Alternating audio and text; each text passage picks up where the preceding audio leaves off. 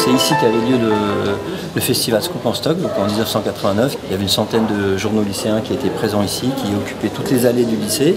Et à cette occasion, donc, a eu lieu la première convention pour les droits de la presse jeune. La circulaire qui reconnaît les journaux lycéens a 20 ans en 2011. Pourtant, les journaux lycéens, ça fait bien longtemps que ça existe. Depuis 1835, on en connaît. Mais, jusqu'en 1975, aucune presse n'a droit de citer dans un établissement scolaire. Comment la presse lycéenne a-t-elle bien pu sortir de l'ombre ? Des journaux lycéens ont décidé de se mettre en association. C'était en 81. Ça s'appelait le Centre de documentation et d'information lycéen, qui ensuite prendra le nom de l'association J-Presse et qui aura comme héritière l'association Jet d'encre que Marie représente ici. Donc à l'époque, les journaux lycéens décident de se regrouper pour se mettre en réseau et décident vite de ne pas perdre leur énergie à faire tourner une structure, mais organiser des événements qui sont en phase avec leur public. D'abord un concours, puis un festival qui se développe assez vite. Et à partir de 85, et très vite la question de liberté d'expression est apparue, puisque certains journaux d'un côté avaient une grande liberté de ton, puisqu'ils avaient leur place dans l'établissement, ils avaient même un petit local, et ça faisait partie de la vision de la vie scolaire par le chef d'établissement. Et à l'opposé, les chefs d'établissement étaient plus tatillons sur le contrôle du journal, qui fait que parfois, une fois qu'il était passé entre leurs mains pour contrôle, il ressortait comme une copie de philo corrigée au stylo rouge. 1989, décidément une grande année. Bicentenaire de la Révolution française, naissance de la Convention internationale des droits de l'enfant, et c'est cette année-là, symbolique, que la presse lycéenne choisit pour se faire reconnaître. On s'est dit, il y a peut-être un nouveau droit à conquérir, qui est la reconnaissance du droit de publication des lycéens.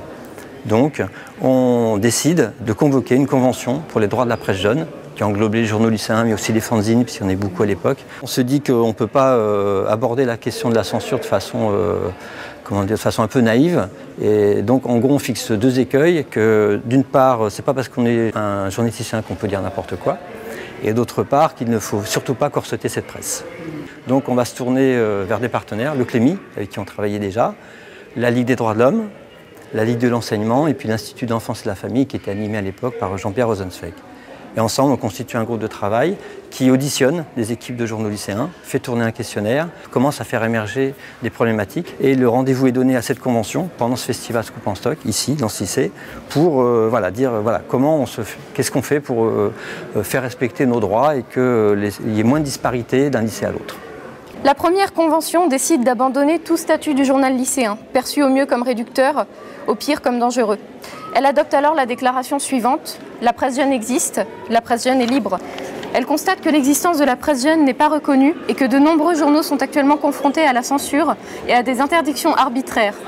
Premièrement, la Convention demande au ministre de l'Éducation nationale de reconnaître cette liberté et d'être garant de son respect dans les lycées et les collèges, d'encourager les chefs d'établissement à favoriser son développement. Deuxièmement, la Convention décide d'engager une réflexion sur l'élaboration d'une charte de la presse jeune. Troisièmement, la Convention décide la création d'un organisme national rassemblant des autorités morales, des représentants de la presse professionnelle, des juristes et des journalistes lycéens. Il pourra être saisi pour toute difficulté rencontrée dans l'exercice de cette liberté d'expression. Quatrièmement, la Convention propose au CDIL de travailler à la mise en place d'une structure adaptée à la défense des droits et libertés de la presse jeune en France. Comment est arrivé le Clémy ici? Qu'est-ce qu'il y faisait?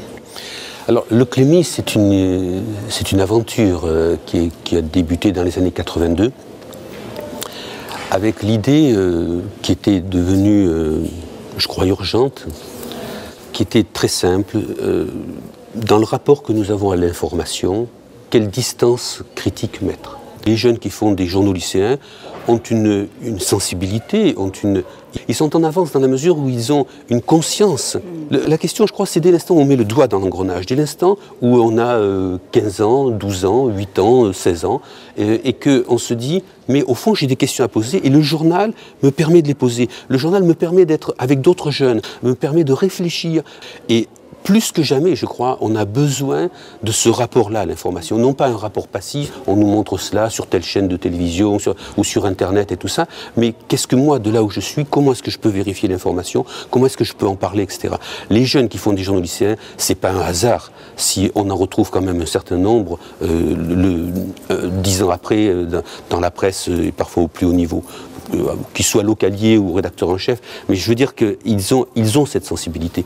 Une démocratie a impérativement besoin de cette sensibilité. Certains disaient qu'il fallait défendre cette liberté d'expression par un statut. La presse lycéenne pensait que ce n'était pas à elle de le définir, mais par contre qu'elle voulait que son droit d'expression soit reconnu et préservé.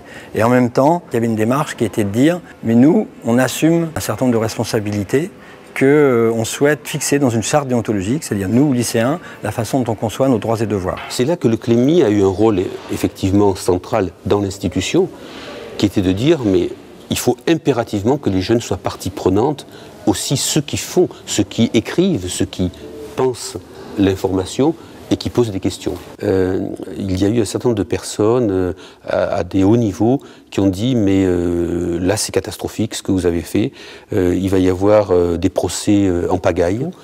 Bon, c'est sûr que j'avais été troublé, je m'étais dit après tout c'est possible, il y a eu effectivement un exemple ou deux qui ont été révélateurs, qui ont été montés en épingle.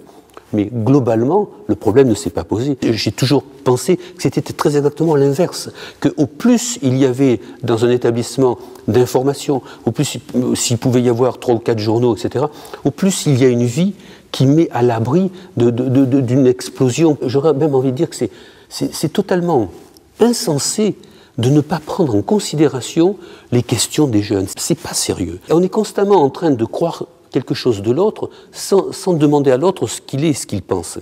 Alors on va me dire, mais oui, mais on fait des enquêtes sur les jeunes. Mais oui, mais justement, c'est pas du tout la même chose. Faire une enquête, demander quelque chose à quelqu'un, c'est pas du tout la même chose que quand quelqu'un dit, je prends un certain pouvoir pour dire moi ce que je ressens. Ça suffit de parler des gens à leur place. Je me retrouve tout à fait dans ce que vous dites par rapport aux journaux lycéens, puisque moi-même j'étais dans un journal qui était très vindicatif. Et on avait une approche de la politique qui était différente de ce qu'on voyait à la télévision. On critiquait pas mal la politique et ça nous donnait une vraie ouverture sur le monde. Et ça m'a aussi sensibilisée puisque en septembre dernier, j'ai participé à la campagne Stop aux clichés sur les jeunes dans les médias parce que le journal lycéen m'a permis de me rendre compte que je ne supportais pas l'image que les jeunes avaient dans les médias. Il fallait effectivement rassurer, accompagner. L'écriture du livre blanc a permis le dialogue entre les différents acteurs. Et la formation pour tous est devenue la réponse évidente et partagée. À cette époque, effectivement, le Clémy publie un livre blanc. Un livre blanc, c'est l'idée simple déjà de dédramatiser un dossier, de mettre sur la table tous les éléments, de manière à ce qu'on puisse en parler avec un peu d'apaisement. Et alors, effectivement, dans les propositions du livre blanc, ce qui a émergé aussi, c'est l'idée, il faut se former. Se former, c'est bénéficier finalement de la logique de l'autre.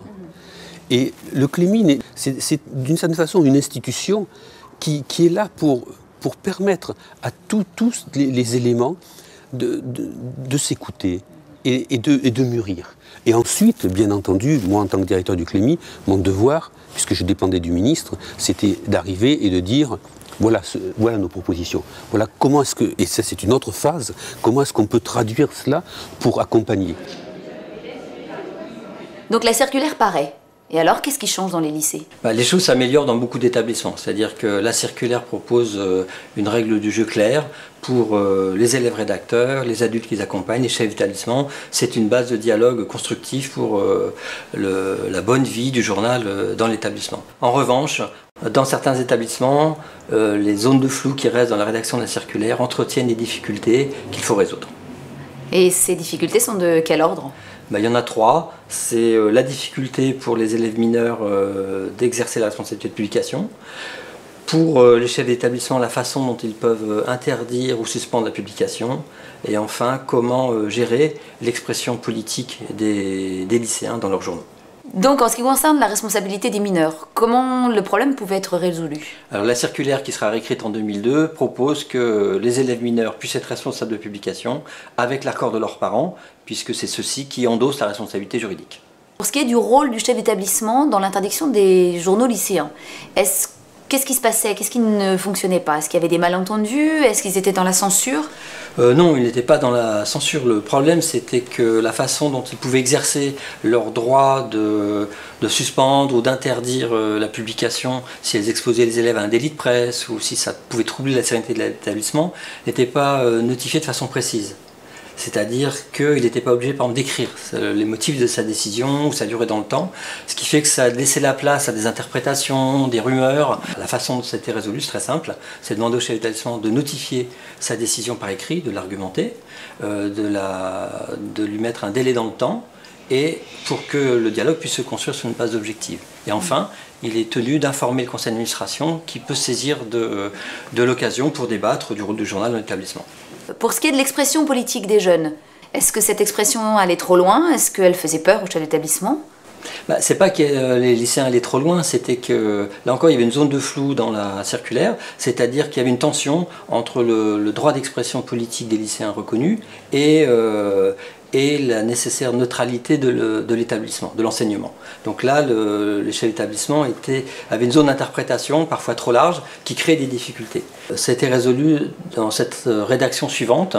Les lycéens rédacteurs s'interdisent tout prosélytisme politique, religieux ou commercial, sans pour autant s'interdire d'exprimer des opinions. La circulaire de 1991 est donc réécrite en 2002. Quels sont les opérateurs de cette réécriture? Il y a essentiellement deux opérateurs, c'est la Presse lycéenne et son association, J-Presse, qui est devenue Jet d'encre, et le Clémy. La Presse lycéenne de son côté donc, organise des rassemblements annuels de la presse lycéenne et parallèlement réunit un groupe de travail, notamment grâce au Clémy, aux membres de son conseil d'orientation, pour réfléchir aux contraintes de chacun. À partir de cela, réfléchir à la façon dont peut être modifiée la circulaire pour qu'elle soit efficace, opérationnelle, pour que la presse lycéenne puisse se développer sans problème. Le rassemblement de ces acteurs, c'est donc ce qu'on appelle aujourd'hui l'Observatoire des pratiques de la presse lycéenne. Exactement. Cet observatoire s'est mis en place dans ce processus d'aller-retour entre la presse lycéenne et ce groupe de travail. Et il s'est donné pour objectif de créer un climat de confiance pour une presse lycéenne libre et responsable. Donc, 20 ans après, toutes les revendications de 1989 sont réalisées. Il y a 4 objectifs qui seront 4 réussites. Alors, la première, c'est la création d'une association de défense des journaux lycéens, qui s'est appelée J-Presse puis Jet d'encre, qui existe toujours. Deuxièmement, c'est une charte déontologique de la presse lycéenne qui fait toujours référence. Troisièmement, c'est la garantie du droit de publication des lycéens par le ministère de l'Éducation nationale. C'est la circulaire de 91 modifiée en 2002. Et enfin, c'est la création d'une instance de recours en cas de difficulté. C'est l'Observatoire des pratiques de presse lycéenne qui a été reconnu en 2010 dans la circulaire responsabilité et engagement des lycéens. Donc maintenant, c'est à nous de nous emparer de cet outil qu'est la circulaire. Nous, formateurs Clémy, enseignants, chefs d'établissement, pour qu'existe dans tout établissement un média lycéen. Pour le Clémy, c'est très important que dorénavant, chaque lycéen rencontre l'occasion de participer à un journal lycéen ou un média lycéen dans son établissement. C'est-à-dire qu'à l'heure où la jeunesse est massivement sur Internet, s'y exprime, publie, ça nous semble un très bon espace pour un apprentissage responsable et réfléchi de l'acte de publier. Ça nous semble être un enjeu majeur pour l'école de la République du XXIe siècle. Donc, parallèlement à la circulaire qui a été revue en 2002, la charte des journalistes jeunes a été rédigée. Les journalistes jeunes ont le droit à la liberté d'expression garantie par la Déclaration universelle des droits de l'homme et la Convention internationale sur les droits de l'enfant, revendiquent le droit d'opinion et contribuent à garantir le droit de tous à l'information, prennent la responsabilité de tous leurs écrits ou autres formes d'expression signées ou non, sont ouverts à toute discussion sur leur publication et s'engagent par souci de vérité à rectifier toute information erronée, tiennent la calomnie et le mensonge pour une faute sans pour autant renoncer à des modes d'expression satiriques ou humoristiques, tiennent la censure et toute forme de pression morale ou matérielle pour des atteintes inacceptables à la liberté d'expression, notamment dans les établissements scolaires, socioculturels et toute autre structure d'accueil des jeunes. Là, on est vraiment dans l'idée qu'une démocratie, c'est pas quelque chose qui est figé, c'est quelque chose qui doit vivre, donc c'est quelque chose qui exige des pratiques. Il est extrêmement important que les démocraties transmettent leurs valeurs, mais transmettent les valeurs de façon profondément dynamique, en disant elles n'ont de sens que si elles sont travaillées pour être actives. C'est pas un prétexte, la démocratie, c'est une possibilité, c'est une capacité que nous avons à vivre ensemble et à faire en sorte qu'il y ait plusieurs possibilité de penser que celui qui n'a pas la pensée dominante est aussi un statut. Ce qui est exactement l'inverse des dictatures, c'est exactement l'inverse des tyrannies. Et qu'on le veuille ou non, la presse lycéenne participe extraordinairement à cette formation de la vie démocratique.